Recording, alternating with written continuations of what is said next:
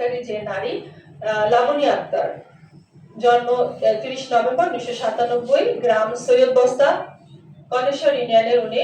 তিনি একটা অভিনব ব্যবসা করেন, যেটা হচ্ছে ইতিমধ্যে প্রাণী সম্পদ মেলা যখন হয়েছে উনি পুরস্কারও পেয়েছেন। বিলেতি ইঁদুর নিয়ে ব্যবসা করেন, কোয়েল পাখি, বিভিন্ন ধরনের। উনি প্রাণীবিদ্যার স্টুডেন্ট ছিলেন, সেই থেকে প্রাণীদের প্রতি তার একটা আকর্ষণ, মায়া। আর বিস্তারিত আমরা তার মুখেও শুনবো। তো হচ্ছে এই ব্যবসাটা দাঁড় করানোর জন্য তিনি অনেকের অনেক কথা শুনেছেন। কারণ আমরা তো ইঁদুরটাকে একটা মানে মনে করি যে এটা কি কিছু হলে এটা পালবে, আবার এটা কি কিনবে, এটা আমাদের সম্পর্কে ধারণাই নেই যে এটাও কেউ অনেক দামে কিনতে পারে। তো হচ্ছে এটা সে অনেক কষ্ট করেই তার এলাকায় ব্যবসাটা প্রসার করেছেন।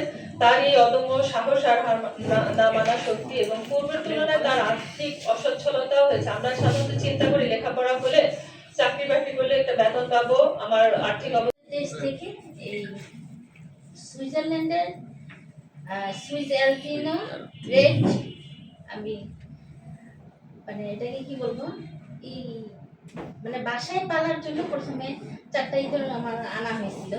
সেখান থেকে আমার ইচ্ছা হয়েছে, ইচ্ছা বলতে না, এটার একটা ছোট্ট একটা ঘটনা আছে। আমি হলাম প্রাণীবিদ্যার একজন স্টুডেন্ট। সেক্ষেত্রে আমাদের বিভিন্ন প্রাণী নিয়ে কাজ করতে হয়। এর মধ্যে আমাদের ইঁদুরটাও একটা সাবজেক্ট। ওই সাবজেক্ট থেকে আমাদের কখনো পড়ানো হয় না, কারণ এখন বর্তমানে যেই আমরা এখন স্কুল বা ভার্সিটির বিভিন্ন ল্যাবে যে পরিমাণ আমরা এখন ইঁদুরটা সচরাচর পাওয়া যায়, কিন্তু তখন একটা সময় আমাদের এই ইঁদুরটা সচরাচর পাওয়া যেত না। তো ওইখান থেকে আমার মূলত আমার মাথায় আসলো যে আমি যেটা করতে পারি নাই, অন্যরা সেটা যদি স্বল্প খরচে করতে পারে, তো সেক্ষেত্রে একটা স্কুল বা শিক্ষা প্রতিষ্ঠান বা বিভিন্ন ল্যাবের জন্য এটা সহজলভ্য হবে। কারণ এটা আগে যেটা ছিল ব্যয়বহুল, এখন এটা সহজলভ্য আস্তে আস্তে হচ্ছে। সেইখান থেকে ওইখান থেকেই এই ধারণার থেকেই আমার এই পথ চলা। এখন দেখা গেছে যে আমরা বিভিন্ন স্কুল কলেজে আমাদের যে ছোট প্রাণী ইঁদুর, সেটাকে অনেকেই ইয়ের সাথে দেখে যে ইঁদুর পালন করে আসলে কি ইনকাম করা যায়।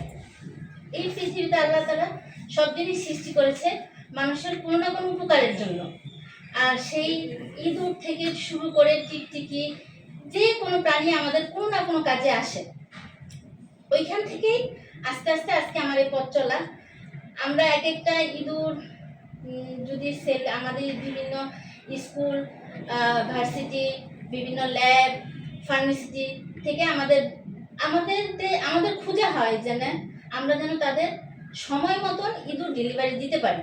কিন্তু দেখা যায় এখন বর্তমানে এত পরিমাণে চাহিদা যে আমরা সেল করতে পারি না, মানে সেল দিতে পারি না, মানে আমাদের সাধ্য মতন তারা যেটা চায়